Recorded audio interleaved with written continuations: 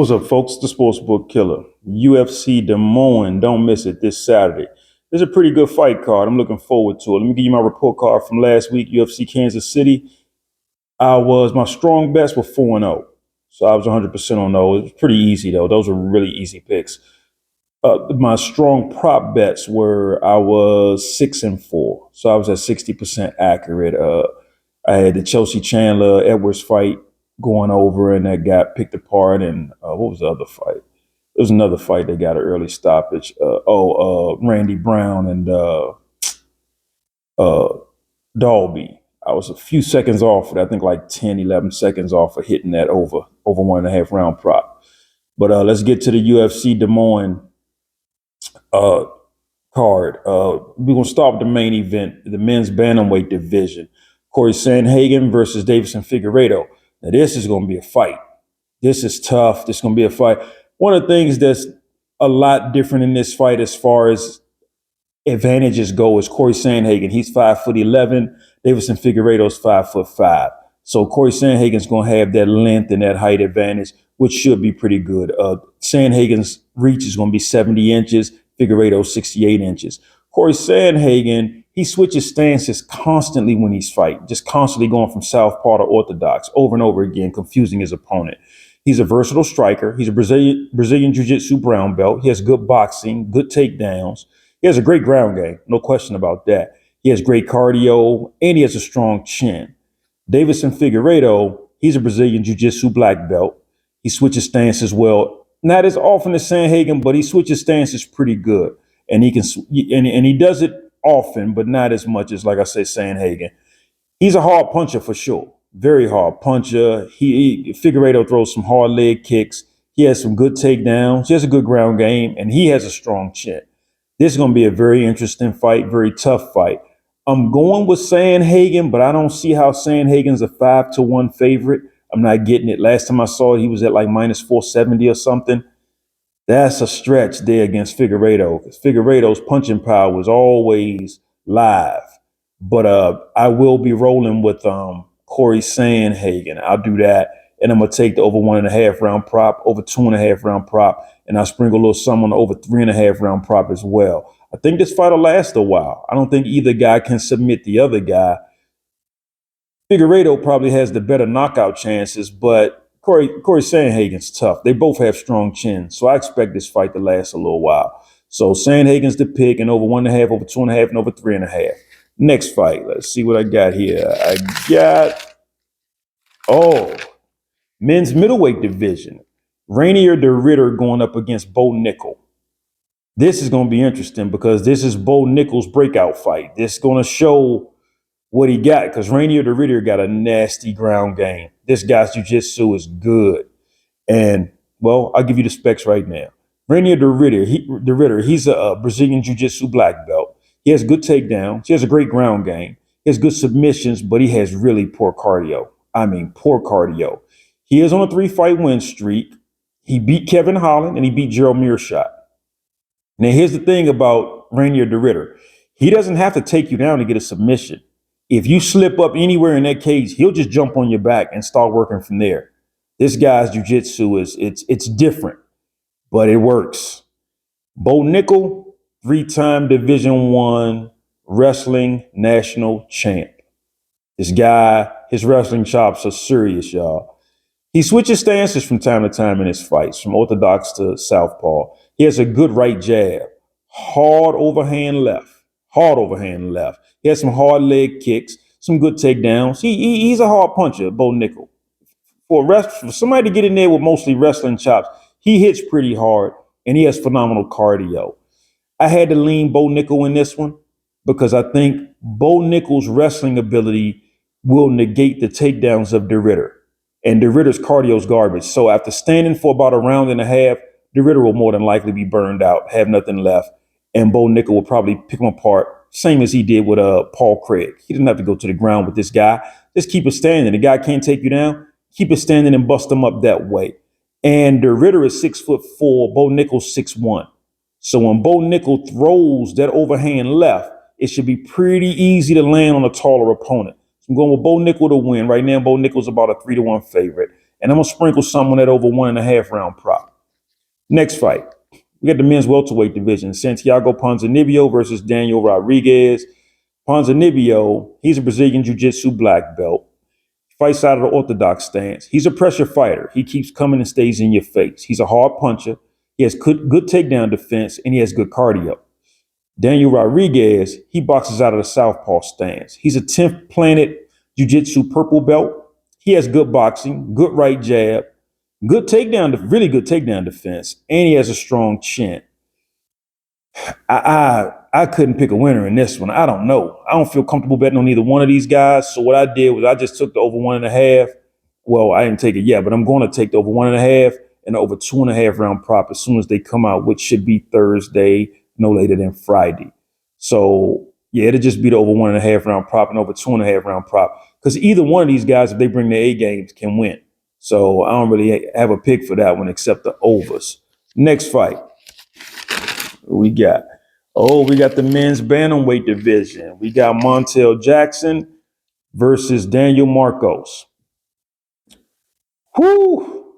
I'm looking forward to this. If you like boxing, striking, kickboxing, this your fight here. Montel Jackson, he boxes out of the southpaw stance. He has a fast right jab. He has a powerful left straight. He's a Brazilian Jiu-Jitsu purple belt. He has good cardio and KO power, serious KO power. He KO'd Damon Blackshear recently. Daniel Marcos, he boxes out of the orthodox stance. He has good boxing, hard leg kicks. He's a hard, versatile striker. He has a strong left jab, strong chin, great boxing, great cardio. Right now, Montel Jackson is about a 2-1 favorite. I got to go with the undefeated 17-0 Daniel Marcos to pull off the upset. But I'm not just going to take the money line. I'm going to take the Daniel Marcos plus 3.5 spread with DraftKings. That means whatever the judge's ending score is, I get to add 3.5 points to it. If that gets me to win, great. So if really I'm looking at, even if Montel Jackson wins, I just need Daniel Marcos to win one round on all the judges, on each judge's scorecard. And that'll get me to win if the fight goes to a decision. So it'll be Daniel Marcos plus 3.5 for me. And I'm also going to take the over 1.5 round prop and the over 2.5 round prop. Next fight. We got the men's bantamweight division. Cameron, how do I say it? Smotherman. Yeah, Smotherman versus Serhiy. Y'all know what I'm talking about. Serhiy. I can never say his name right. Smotherman, I watched him fight. He looks good. He has a good left jab, boxes out of the orthodox stance. He's a hard, versatile striker with good boxing. He has good takedown defense. He has good cardio, and he's on a 4-fight win streak. Sidey, he's a Brazilian Jiu-Jitsu purple belt. He's a pressure fighter, fights out of the orthodox stance. He has hard leg and body kicks. He has a hard straight right, hard left hook, and he has good cardio. This is going to be a really interesting fight. Both of these guys can throw hands and kicks. These guys can go. Me, I'm going to go with Cameron Smotherman, and I'm going to take a chance. I'm going to take the plus 3.5 spread for sure. Because Sidey is a tough dude. This guy got cardio. He just keeps coming. And his pressure may break Smotherman. I don't know. But I'm going to take Smotherman plus 3.5. So hopefully Smotherman gets me that one round I need him to win, and the fight still goes to a decision. I also got the over 1.5 round prop and the over 2.5 round prop in this one for sure. And Smotherman plus 3.5. Next fight, what we got? Oh, we got the men's lightweight division. Jeremy, the little heathen Stevens going up against Mason Jones. Jeremy Stevens, I always liked him. When he was in the UFC and he went to PFL and, he's back in UFC. Oh boy, he's lost 5 of his last 6 fights though.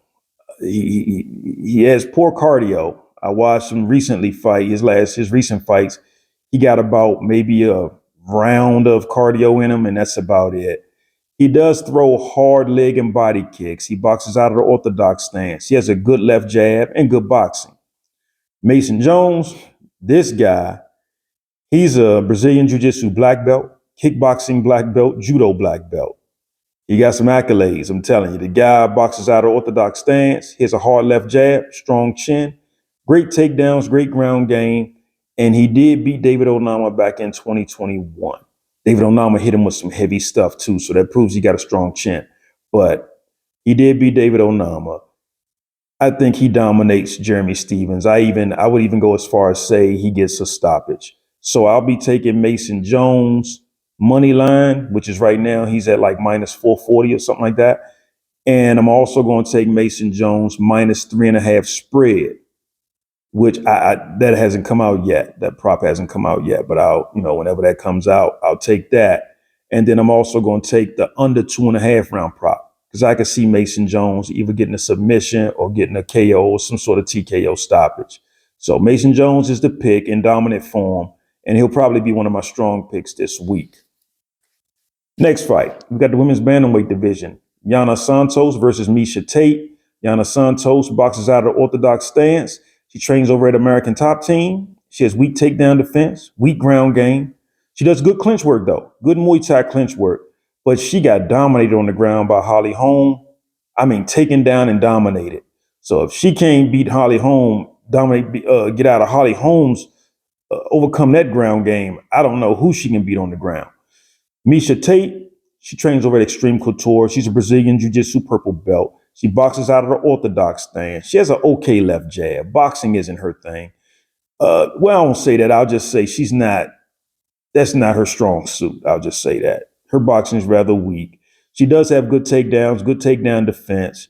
She has a good ground game. She has really good wrestling. And that's her thing, the wrestling. So if Holly Holm dominated Santos on the ground, I expect Miesha Tate to do the same thing. I'm going with Miesha Tate. Right now, you can get her at minus 130. So I'm looking forward to that if she can pull this off. Taking Miesha Tate, and I'm going to take the over 1.5 round prop and the over 2.5 round prop. Next fight. What we got here? We got the men's middleweight division. Now, this is a very interesting fight right here. We got Ryan Loder versus Azamat Bekoev. Ryan Loder, he trains over at Team Alpha Male. He's a Brazilian Jiu-Jitsu purple belt. Division I, All-American wrestler. He's on a 3-fight win streak. He boxes out of the southpaw stance, and he has relentless grappling. He has great takedowns and a good ground game. Bekoev, he's a Brazilian Jiu-Jitsu black belt. He trains over at American Top Team. He's on a 7-fight win streak. He boxes out of the orthodox stance, but he has horrible boxing defense. He gets hit. Yeah, he does. He gets hit. He has good takedowns. He has a great ground game. He has relentless grappling as well, and he has a strong chin. I'm going to go with Bekoev, but I'm a little nervous because Bekoev is, let's just be real, his grappling, Loder has some strong wrestling too. And that's both of these guys' strong suit. Neither one of them are super incredible, dominant strikers. I don't see that. So it's going to come down to the ground game more than likely. I'm going to lean Bekoev and hope that he has the better grappling cardio. But right now, he's a 4-1 favorite, and that's just, I don't know about that. But Bekoev will be the pick, and I'm going to be going with over 1.5 round prop and over 2.5 round prop in that one. Next fight, we got the women's strawweight division. Marina Rodriguez versus Gillian Robertson. Rodriguez, she's a Brazilian Jiu-Jitsu black belt. She boxes out of orthodox stance. She has good boxing, fast hands, good takedown defense, but she has a very weak, well, I won't say very, but she had a weak ground game. It's not that strong. Gillian Robertson, she's a Brazilian Jiu-Jitsu black belt. She boxes out of the orthodox stance. She's on a 3-fight win streak. She's a versatile striker, but she has no power in her strikes whatsoever. She has weak takedown defense. She has a good ground game, and she has decent takedowns. She has decent, not the best takedowns, but she has some decent takedowns. In this one, Gillian Robertson probably will win, but I don't know how she takes down Rodriguez because Verna Jandiroba had a nightmare trying to take down Rodriguez. It was hard for her to take her down and definitely hard for her to hold her down. So I'm going to go with Marina Rodriguez plus 3.5. I'm going to take the Marina Rodriguez plus 3.5 spread prop, and I'll go with the over 1.5 round prop and the over 2.5 round prop. Next fight. What do we got next here? We got we got the men's bantamweight division. Gaston Bolanos versus Quang Lee. Quang Lee is no joke. Gaston Bolanos no joke too, though. Gaston Bolanos fights out of the orthodox stance. He has good boxing. He has a powerful right hand, hard kicks. He's a hard puncher with a strong chin, and he has good cardio. Quang Lee, he's a Brazilian Jiu-Jitsu purple belt. Boxes out of the orthodox stance. Has a seriously hard right hand, powerful kicks, hard left hook. He has some KO power for sure. He got some KO power. I'm gonna lean Gaston Bolanos because of his kickboxing and the way he moves in the cage. He's probably gonna be the better striker. But if Quang Lee lands, all my dreams go up in smoke. So I'm gonna put a little something on Bolanos, and I'm gonna take the prop bet that the fight starts the second round. But I'm also gonna take the under 2.5 round prop because I could see one of these guys putting the lights out on the other guy. So it'll be the under 2.5, and then I'll take the prop bet that the fight does make it to the second round. And Bolanos will be the pick. Next fight, we got the men's heavyweight division. Thomas Peterson versus Dontel Mays. I do not bet on Dontel Mays. I tell you up front, I don't fool with that dude at all. He got roughly maybe 1 round of cardio, and after that, he's going to lay on his back and get beat up. Thomas Peterson fights out of southpaw stance. He has good wrestling, good takedowns, a strong chin. His boxing's rather weak, and he only has about 7 minutes of cardio. Dontel Mays, he's a hard, versatile striker. He has weak takedown defense. He has a weak ground game. He has poor cardio. He trains over at Jackson Wink. He comes out in that first round, you're going to see some beautiful striking out of him. Kicks, punches, he's going to look beautiful. And then all of a sudden, after 4 or 5 minutes in, all of that stuff just goes away. So I got to lean Thomas Peterson on this one and hope that he gets to takedowns. I hate betting on these big guys, especially when they don't have no cardio. But I'm going to hope Thomas Peterson gets the takedowns and dominates him on the ground. And I'm also going to take the fight start second round prop. Thomas Peterson to win. Fight starts second round. Next fight. This might be the last one. Oh, this is the last one.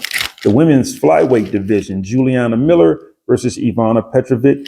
Juliana Miller boxes out of the orthodox stance. She has a good left jab. Weak boxing defense. Strong chin. Weak takedowns. Weak ground game. You don't want to bet on her on the ground. She's a 10th planet jiu-jitsu brown belt. Ivana Petrovic, she boxes out of a southpaw stance. She has good takedown defense, but weak boxing and a weak ground game. I wouldn't touch this fight. I watched both of these ladies' fights. Not gonna mess with it. Sorry, can't touch it. I will sprinkle a little something over 1.5 round prop though. I'll do that. But both of them fight kind of similar, and it's just not impressive, and it's certainly not something I want to put money on. So I won't touch this one. I'll just touch the over 1.5 round prop. And that's it for this fight. What I'm gonna be betting on this fight breakdown. Tell y'all what, we had a good week last week. I hit super good. I hope y'all did too. I had a phenomenal last fight card, UFC Kansas City. I crushed it. So I hope we can do the same thing this weekend. Good luck to y'all. Remember, take your time. Write your parlays down. Write them down. Monitor it as the fights are going on. See where you are. So you know if you need to place other bets to hedge, you know how to do it. I try to stick to 2, no more than 3 pick parlays. But you do what you do. Do what's best for you. And I can't tell nobody how to spend their money. You know, you do what you do. But I like to hear people winning money. I don't like when people lose betting on sports. So that's just my thing. So good luck this Saturday, y'all. Take your time, put your parlays together, and I'll talk to you later.